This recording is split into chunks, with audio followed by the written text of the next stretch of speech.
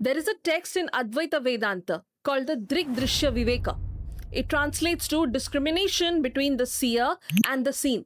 It is not a long text, but it contains a single exercise that is more precise than almost anything else written about the nature of awareness. Not a meditation, not a visualization, a logical dismantling, step by step, layer by layer. And we are going to do it right now. Start with the most basic layer.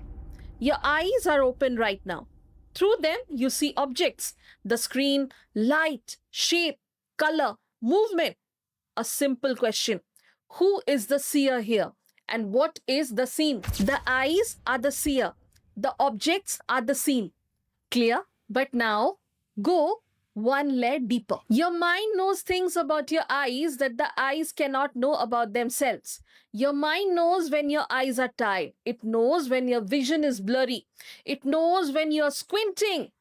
It knows when your eyes are dry, when they are open or closed. Your eyes cannot report on themselves. Your mind reports on your eyes, squinting, dry, watering, which means at this layer, the mind is the seer and the eyes are now the seen. The seer from the previous step just became the seen. Notice that. Now go one layer deeper. Your mind is active right now. It is following this argument. It is comparing, doubting, accepting, resisting, forming opinions. It is producing what philosophers call vrittis, modifications, mental movements. And you, right now, are aware of those movements. You know when your mind wanders. You know when a thought rises.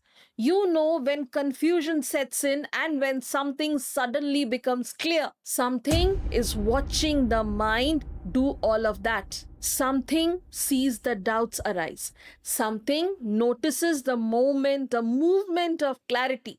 Simple question again. If the mind is being observed, then what is doing the observing?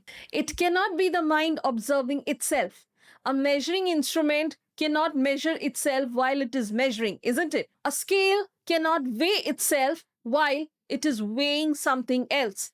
The observer of the mind is not the mind.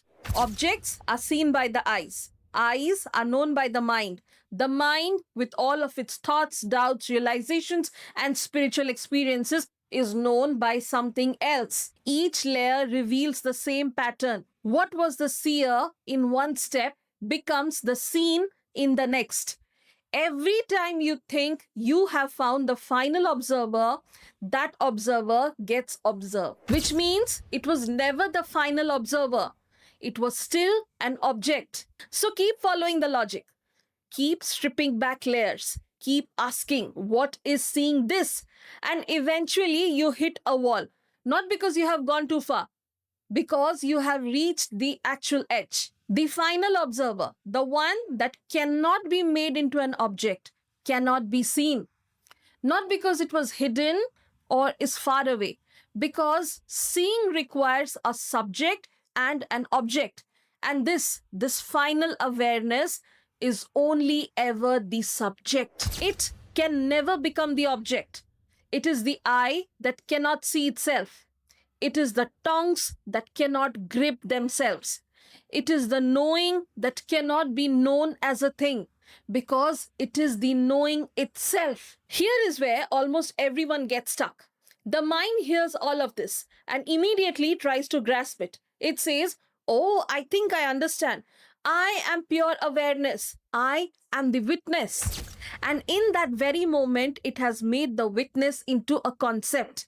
It has turned the subject into an object. It has done the exact thing the entire chapter warned against. The understanding is real, but the claiming of the understanding is the ahankara doing what it always does, stamping mine.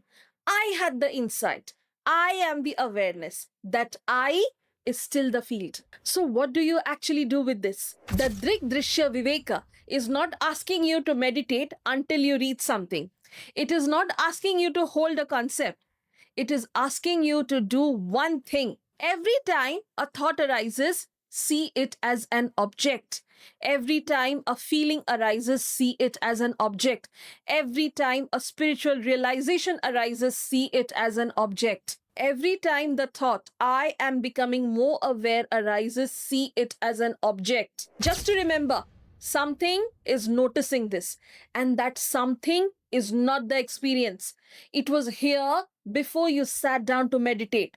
It will be here after the insight is forgotten. It is here right now as you hear these words, whether you feel spiritual or not, whether you feel awake or not, whether you feel anything at all or nothing. It does not care about your level. It does not grade your experiences. It does not reward the bliss and ignore the boredom. It simply is. And so do you.